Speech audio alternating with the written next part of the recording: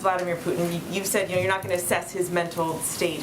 But the president has said, he knows Putin well. They've talked a few times over the last several weeks and months. Has the president himself noticed or commented on any change that he's picked up on in Putin's demeanor or tone?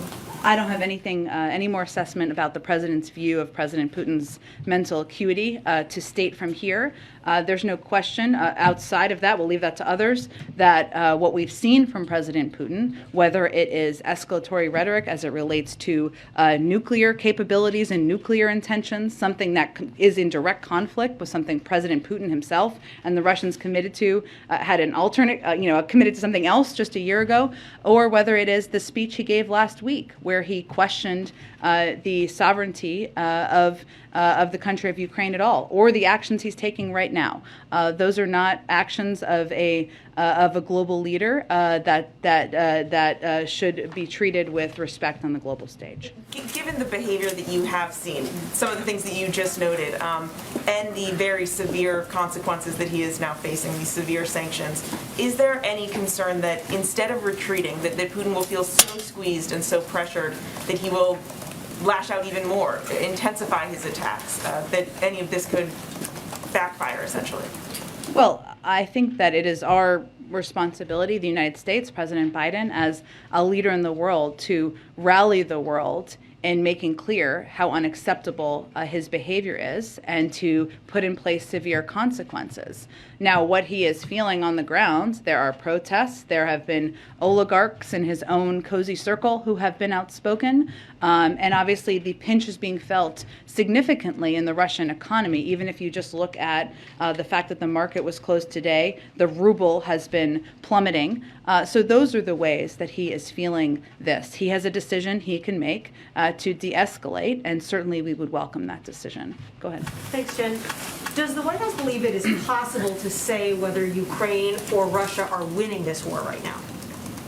I don't think we're going to make an assessment of that from here, but what I will reiterate is something we have said in the past, is that President Putin and Russian military have made clear that they have every intention of taking over the capital city. While there has been a greater pushback in the country than they may have assessed to begin with, and I know my colleagues at the Department of Defense have spoken to this, the Ukrainian military, President Zelensky and others have fought courageously, have fought boldly in this moment. They are continuing to proceed, continuing to move towards the capital. So I don't think their ambitions have changed.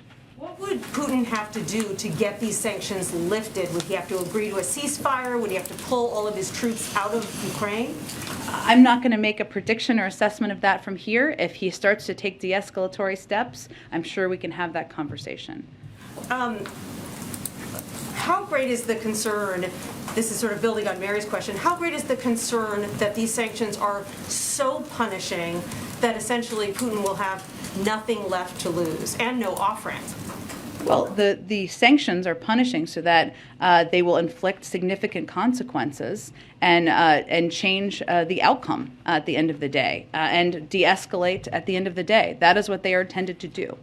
And then you were talking about a no-fly zone over Ukraine, but I know officials have been discussing the possibility of imposing a no-fly zone for Russia over the U.S. Where do those talks stand right now, and what are the pros and cons to doing something like that?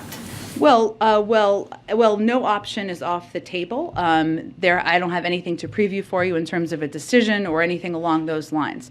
I would note that there are a lot of flights that go over that U.S. airlines fly over Russia to go to Asia and other parts of the world, and we factor in a range of factors. And then finally, what's the U.S. doing to reduce the possibility of nuclear war? Well, I think, one, we are not escalating our own rhetoric. Two, we are certainly assessing what President Putin's comments mean. But as I noted a little bit earlier, we have not changed our own posture. What we are trying to do is reduce the tension, take the tenor of the rhetoric down, and make clear that we have seen this pattern in the past, which is posing threats or suggesting through misinformation of sorts that there are threats posed to President Putin in Russia that don't exist. Thanks.